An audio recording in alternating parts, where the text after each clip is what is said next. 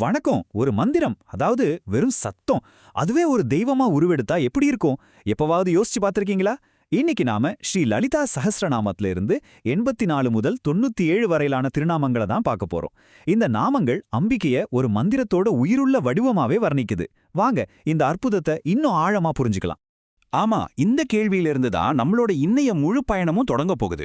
வெறும் எழுத்துக்களோட தொகுப்பான ஒரு மந்திரம் எப்படி ஒரு உருவமா மாற முடியும்? இந்த ஓவியத்துல பாக்குற மாதிரி அம்பிகையோட திருமேனில ஒவ்வொரு பாகமும் ஒரு சக்தி வாய்ந்த மந்திரத்தோட பகுதியாவே இருக்கு. இந்த ஆழ்ந்த தத்துவத்தை தான் நாம இன்னைக்கு விளக்கமா பார்க்க போறோம்.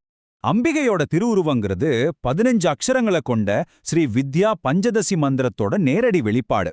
சிம்பிளா சொல்லணும்னா அவளோட உடம்பே அந்த மந்திரத்தால் ஆனது. அது எப்படின்னு கேக்குறீங்களா? வாங்க பார்க்கலாம். அவளோட திருமேனிய 3 முக்கிய பிரிவுகளா, அதாவது 3 கூடங்களா பிரிச்சிருக்காங்க. அவளோட 88வது திருநாமம் வாக்பவ கூடய ஸ்வரூப முக பஞ்சகா. இதுக்கு என்ன அர்த்தம் தெரியுமா? வாக்பவ கூடம் அப்படிங்கிறது பஞ்சதசி மந்திரத்தோட முதல் 5 எழுத்துக்களை கொண்ட முதல் பகுதி. அம்பிகையோட தாமரை போன்ற திருமுகம் இருக்கே, அது அந்த முதல் கூடத்தோட வடிவமாவே இருக்குதாம். அதாவது அவளோட முகமே அந்த மந்திரத்தோட முதல் பகுதி. அடுத்ததா 86வது திருநாமம் கண்டாதா கடிபர்யந்த மத்தியகூட ஸ்வரூபிணி.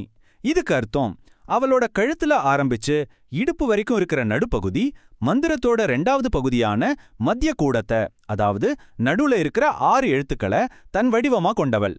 ஆக அவளோட மார்பு பகுதி மந்திரத்தோட மையப்பகுதியா இருக்கு. கடைசியா 85வது திருநாமம் சக்தி கூடேக தாப்பண்ண கட்டியதோபாக தாரிணி. அவளோட இடுப்புக்கு கீழே இருக்கிற திருமேனி மந்திரத்தோட கடைசி பகுதியான சக்தி கூடத்தின் 4 எழுத்துக்களோட வடிவமா இருக்கு. அப்ப பாருங்க, தலையிலிருந்து பாதம் வரைக்கும் அவளோட முழு உடம்புமே பஞ்சதசி மந்திரத்தோட ஒரு உயிருள்ள பிரதிபலிப்பு. இந்த எல்லா விளக்கங்களுக்கும் ஒரு மகுடம் வச்ச மாதிரி அவளோட 91வது திருநாமம் வருது, மூல மந்திராத்மிகா.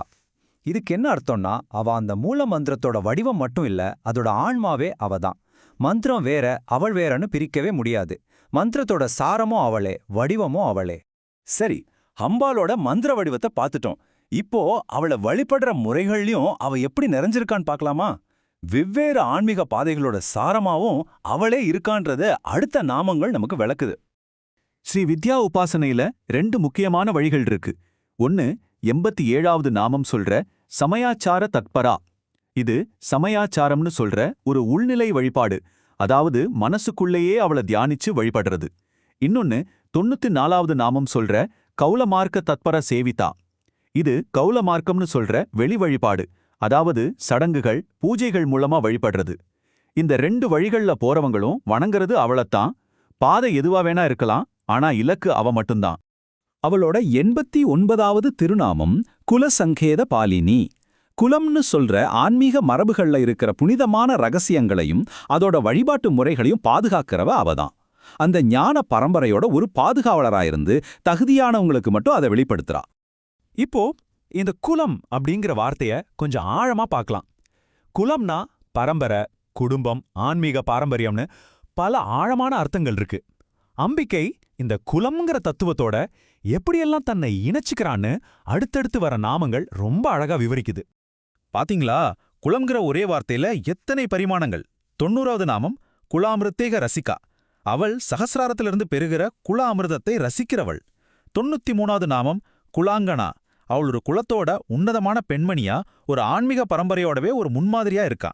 92வது நாமம் குலகூடஸ்தா. அவள் எல்லா குலங்களுக்கும் ஆதாரமா, அதோட மையமா இருக்கா. நாம இன்னைக்கு பார்க்குற நாமங்களோட தொடக்கத்துக்கு மறுபடியும் போவோம். 84வது நாமம் திவ்ய விக்கிரகா. இது ஒரு அழமான கதை. சிவனோட நெற்றிக்கண்ணால மன்மதன் எரிஞ்சு போனப்போ தேவர்களோட வேண்டுதலுக்காக அவனை மறுபடியும் உயிர்ப்பிச்ச தெய்வீக மூலிகையே, அதாவது ஔஷதியே அவள்தானா. அழிவிலிருந்து வாழ்வை உருவாக்குற தெய்வீக வடிவம் அவளோடது.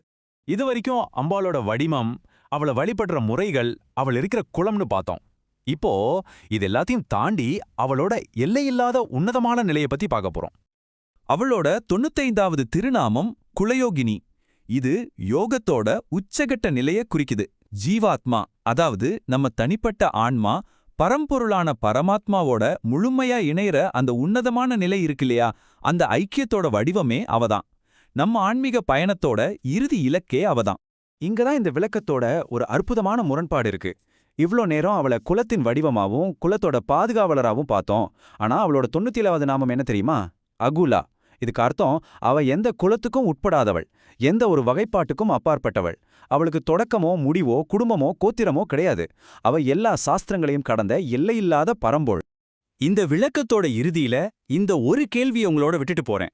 நாம மந்திரம்னு சொல்ற ஒளியும் தெய்வம்னு வணங்குற வடிவமும் ஒண்ணுதான்னா, அப்போ நாம பாக்குறது கேக்குறது எல்லாத்தையும் தாண்டி தெய்வீகத்தோட உண்மையான இயல்புதான் என்ன? இத பத்தி சிந்திச்சு பாருங்க.